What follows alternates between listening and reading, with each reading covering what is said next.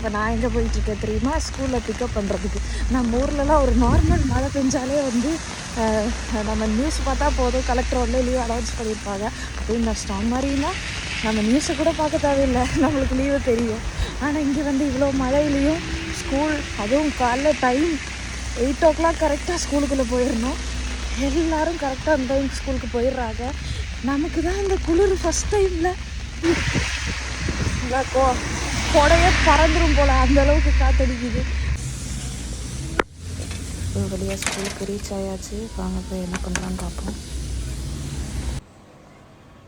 இது அவங்க பண்ண ஆக்டிவிட்டியை அப்படி டிஸ்பிளே பண்ணியிருப்பாங்க அன்றைக்கி பண்ணதை. பயங்கரமான மழை.